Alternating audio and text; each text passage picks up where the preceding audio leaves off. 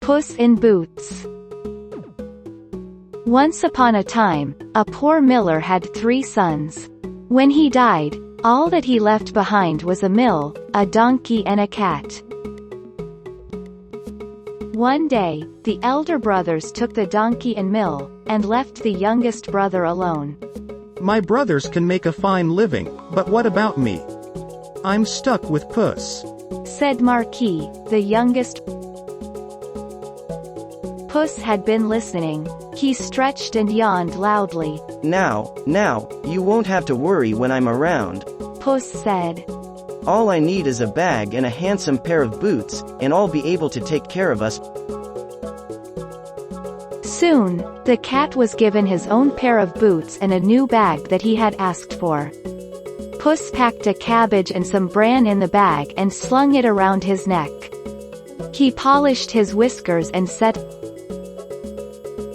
Puss headed straight to a spot where there were plenty of rabbits.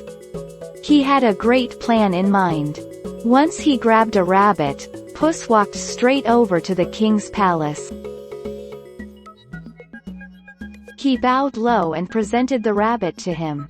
Your Majesty, said Puss in Boots. This humble gift comes from my master, Lord Marquis of Carabas. What a beautiful gift, said the king, who loved roasted rabbits. The next time, Puss managed to catch a brace of partridges and took them to the king once again. This is wonderful. Tell your master I'm very pleased, said the king, who loved partridge stew more. Puss knew just when and where the king would be out riding in his carriage with his daughter. One day, Puss took Marquis down to the riverside and spoke to his master. Today could be your lucky day. Go bathe. Quickly, Puss hid his master's clothes behind the rocks. Help! My master is drowning. Somebody save him. Puss wailed. The king recognized Puss at once. The king jumped out of his Go and save him quickly, the king said to his servant. Puss said to the king, Your Majesty, some nasty thieves have stolen my master's clothes.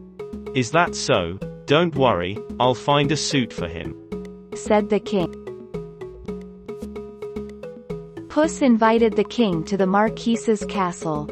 If you'll excuse me, I'll go and make suitable arrangements to receive our Majesty at the castle, Puss said. Puss ran into the golden wheat fields which belonged to a scary ogre. Puss announced to the farmers, Tell the king these fields belong to the Marquis of Carabas. If you do this, I will get rid of the scary ogre. Then Puss ran to the ogre's castle, where he caught Puss. He said, How dare you come to this castle? Asked the ogre. I have heard about your great powers, where you can transform into any animal? Asked Puss. Can you turn? Watch me, said the ogre.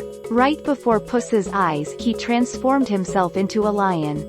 He roared so fiercely that Puss ran up the curtains in fright. The ogre laughed. Wow, said Puss. But I bet you cannot turn into a small creature, for instance, a mouse. Oh really? Asked the ogre.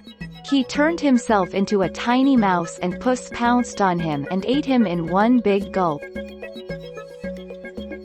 Puss clapped his hands 3 times and summoned all the people living in the castle. He ordered all the servants to prepare a feast for Lord Marquis and his guest, the king himself. The king came to the ogre's castle. Welcome to our humble abode, Puss said to the king. Later, Marquis and the princess got married and they all lived happily ever after. Moral of the story: value your creativity and intelligence over physical strength.